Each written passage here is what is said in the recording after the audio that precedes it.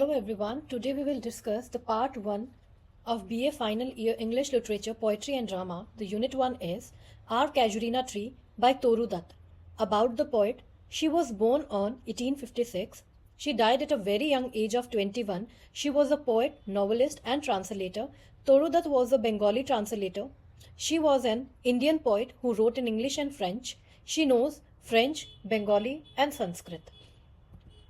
She also considered as the first English writing woman of India. About the poem. This poem is published in 1881. This is an autobiographical poem and this poem talks about Australian tree which grows very fast as compared to the other trees. And this poem is written in ode form.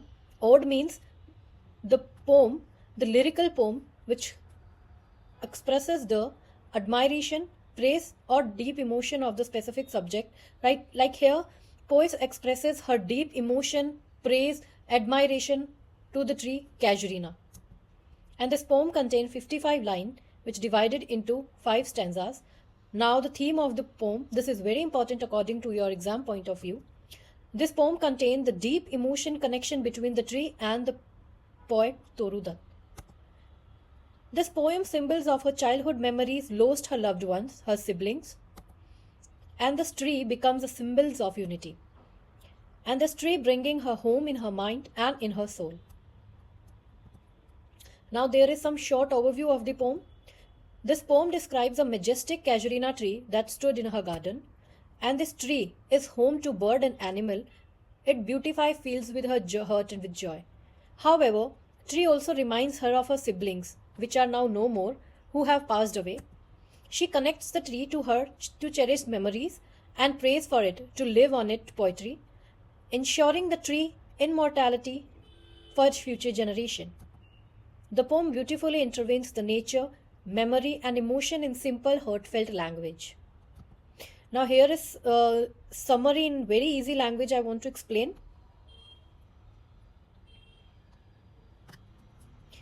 So here's the first stanza, like a huge python to while men repose. The stanza first, the poet describes a casuarina tree. She says that a creeper like a huge python winds round and round, ruck truck of the tree, which is marked deep with scars. The creeper climbs up to its very top near the stars.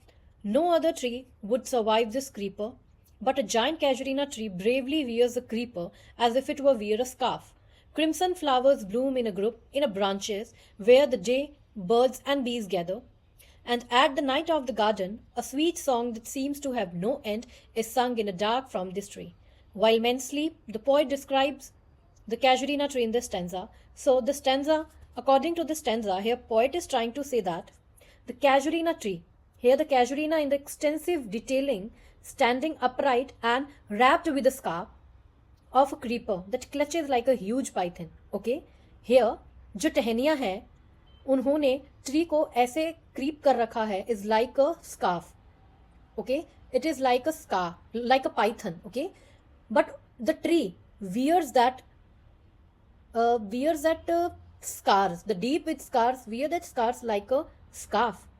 Okay, the tree has been described here as a source of life dominated by birds and infants who are used to play under the shady branches of tree have vanished. Okay. And the second stanza shows that when first like snow enmeshed. Here it sees that the second stanza detailing liveliness engulfing the tree that denotes baboons, cow and coquelia nearby. Okay.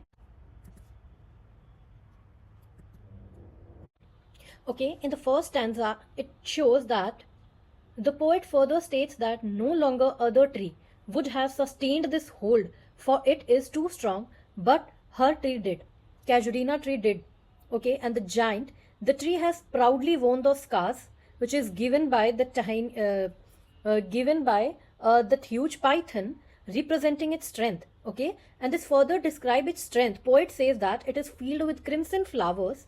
Okay, in every bore like a crown that invited the birds and bee. Often at night when this poet could not sleep, she used to listen to the music that filled her garden as if it has no end. Okay, so this is an easy explanation of the stanza 1. Now we'll move towards the stanza 2, move forward. went first to like snow enmeshed. So what the second stanza says that when the poet opens her window completely, her eyes are delighted to see that casuarina tree. Sometimes, mostly in winter, a grey baboon sits statue like alone on the top of the tree, watching the sunrise.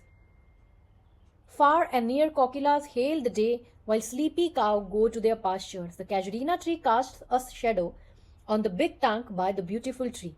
Here, the water lilies bloom like snow. The poet narrates the various sights she has seen on and near the casuarina tree.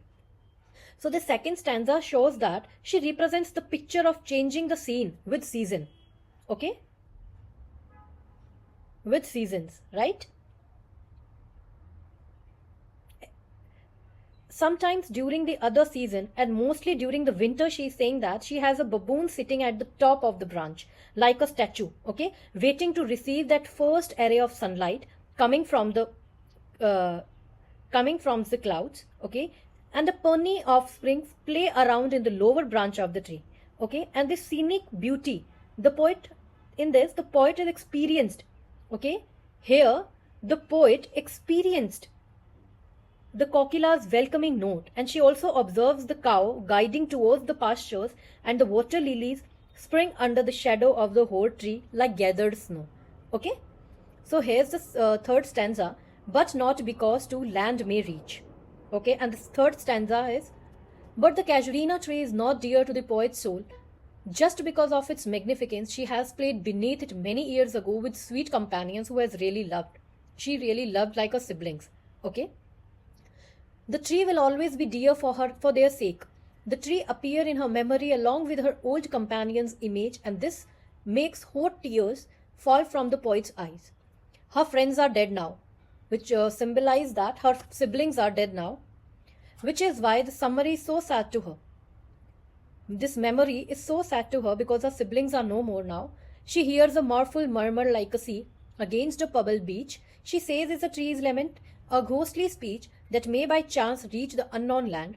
She feels as though the tree is mourning her dead friends too. The third stanza is saying you that the speaker here in the memories associated with the tree, okay, she comments that the tree will remain always dear to her besides the morning bliss, okay, but the tree reminds her of time she played with her siblings. The tree, which is blended with memories of them, gives her the image of the intense love they shared, leaving the poet in tears, mournful, okay, and tearful. The poet mourned to those departed souls. She thinks down the memory lane, okay, and she imagines that the tree share her loss, okay, which she hears as like murmurful, resembling the waves breaking on a pebble beach. Understand? Now the fourth stanza is, unknown yet well to native clime. So here the fourth stanza is, the poet says that lament might be unknown, but it is familiar to those faithful to the tree, and the memories made beneath it. She has heard that wail in far-away distant land by sheltered days. She has heard it when the water spirit slept in his cave and the waves gently rolled across against the classic shore of France and Italy beneath the moon when the earth was dreamlessly sleeping. And every time the poet here heard this music, she saw a sublime from inner vision.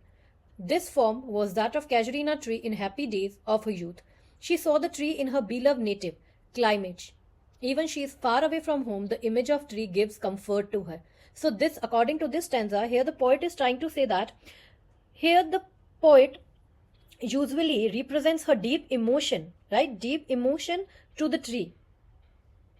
Okay, and the image of waves she takes us from the foreign land, which is unknown yet well known, where these waves are gently kissed the classic shores, in which the music of the waves touching the waves rises.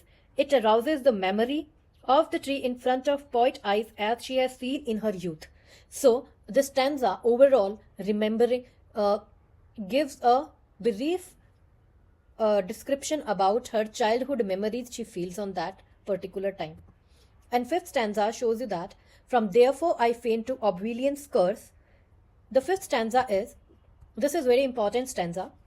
The poet would eagerly create something for the tree's honor. The tree was loved by companions who were dearer to her than life. Then why now they are dead? When the poet dies, she wants the Casuarina tree to be counted among deadless trees, such as those in Borrowdale. This refers to the tree of Borrowdale that have immortalized in poetry by William Wordsworth. The poet says that although her poetry for the beauty of Casuarina tree is weak as compared to that great poets like William Wordsworth, she will eagerly repeat it. She wishes that the power of love will defend the Casuarina tree from Oblivion's curse or from being forgotten forever.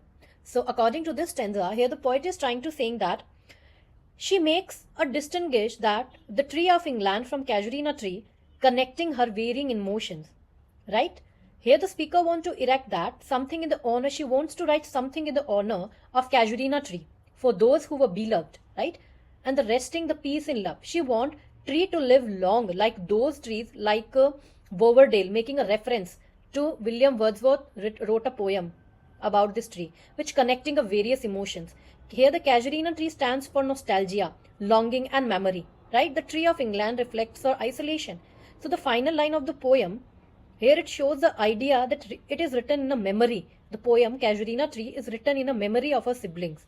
And the poet seeks love to protect the tree and her poem for time's ravage. Okay, so this stanza which I have wrote here, it's already in very easy language I wrote in myself, but although I explain again in a very easy language so that it will be easy for you to understand. So thank you everyone for listening. Please like and subscribe to my channel.